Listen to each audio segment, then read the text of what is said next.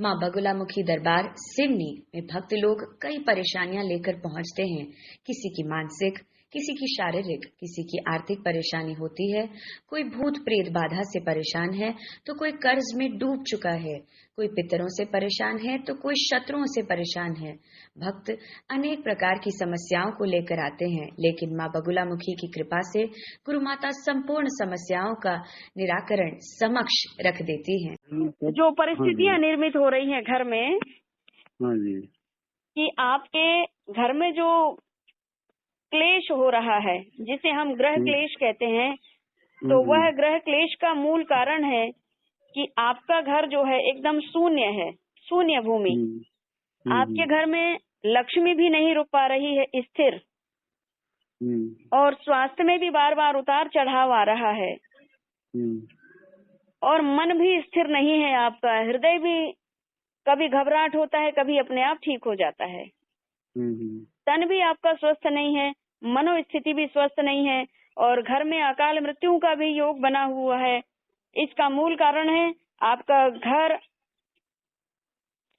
जहां आप रहते हैं, आपका परिवार शून्य हो चुका है। वहां ईश्वर की कृपा प्राप्त होनी चाहिए, और ईश्वर हाँ की जी। कृपा जहां प्राप्त नहीं होती है, सूना घर भूतों का राज, यहाँ प्रेत आत्माएं वास करने लगती हैं। जहाँ जिस परिवार में प्रेत आत्माओं का वास हो जाता है, वहाँ देवी देवताओं की कृपा प्राप्त नहीं हो पाती है।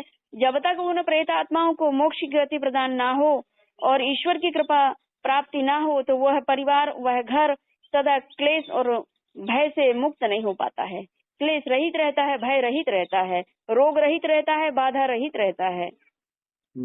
और ऐसे सदगुरु की प्राप्ति आपको हो कि ये बाधा से भी मुक्ति मिले और रोग से भी मुक्ति मिले, और सुख और सौभाग्य में भी परिवर्तन हो, शुभ फल की प्राप्ति हो, जीवन मंगलमय हो, तब आपको गुरुओं से जुड़ना सार्थक रहेगा।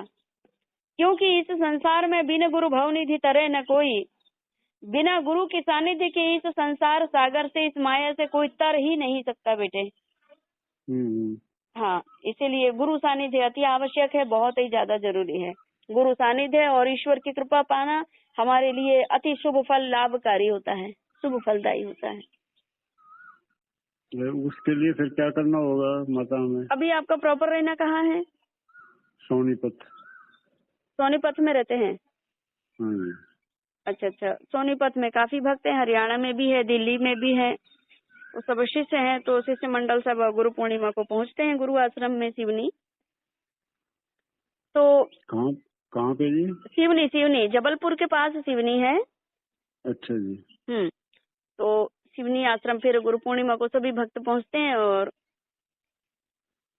ईश्वर की भक्ति कर रहे हैं, जीवन को सुखमय बनाने का प्रयास करते रह रहे हैं, और परम कल्याणकारी जीवन बना रहे हैं अपनी साधना भक्ति से, और दैनिक नित्य कर्म करके अपने परिवार के जीवन रक्षण भी बन रहे हैं, और स्वयं का भी सुधार रहे हैं। परमात्मा के लिए, परमात्मा के घर जाने के लिए साफ भी रास्ता कर रहे हैं। ऐसा है। तो ईश्वर की कृपा होना बहुत जरूरी है। आपके घर में ना भूतों का खंडर हो गया है, मतलब डेरा कहते हैं जिसे, शून्य भूमि। आप किराए से मकान में भी चले जाएंगे तो भी आपको क्लेश कष्ट दूर नहीं होगा। हाँ, फिर क्या करना चाहिए? तो दीक्षा लेकर के इष्ट देवी देवता को, कुल देवी देवता को प्राप्त करके उनकी भक्ति आराधना तो प्रारंभ कर दीजिए। कैसे भूत प्रेत नहीं जाएंगे, देवी देवताओं से बढ़कर के भूत नहीं होते हैं। हाँ, लेकिन जब तक देवी देवताओं का सानिध्य प्राप्त नहीं होता, तब तक ये आपके जीवन में आतंक मचाते हैं, और भूत प्रेतों के आतंक से देवी देवता भी परेशान रहे हैं, तो फिर तो अपन मनुष्य हैं। लेकिन भक्ति अटल है आपकी, तो फिर वे परास्त हो जाते हैं माँ भगवती की कृपा से।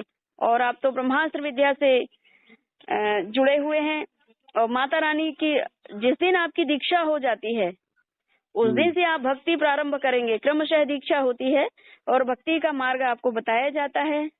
अभी तो आपके प्रथम सीढ़ी प्रारंभ हो रही है भगवत भक्ति की, और परमात्मा प्राप्ति की प्रथम सीढ़ी होती है सत्संग से लेकर के अंतिम सीढ़ी समाधि होती है। परमात्मा प्राप्ति की अंतिम सीढ़ी होती है समाधि। जो मनुष्य अखंड ब्रह्म ध्यानालीन समाधि में लीन हो जाता है, वो भगवत भक्ति का अंतिम चरण होता है। और जहाँ भगवत भक्ति का अंतिम चरण को प्राप्त कर लिया गया, आपका वही नंबर लगा हुआ है। प्रथम और अंत सब वही है, ऐसा है। तो दीक्षा साधना कैसे कैसे शुरू करनी है जी? सबसे पहले दीक्षा लेने का प्रण आप लीजिए। अभी तो और वीडियोस देखिए, जब आपको लगे, आपका मन लगे कि माता आपने जो फलादेश किया हमारे जीवन का पूर्ण सटीक फलादेश है और इसे हम संतुष्ट हैं, और अब हमको कुल देवी देवता की कृपा चाहिए, और कुल देवी देवता की कृपा के साथ हमारे जीवन को नित्य नया, नित्य मंगलमय हम बनाना चाहते हैं। आपको जादू टोने का शिकार नहीं बनना है, टोटके का शिकार नहीं बनना है। अगर टोटके करने से परमात्मा की प्राप्ति हो जाती तो साधना भक्ति क्यों करता, मंदिर क्यों जाता?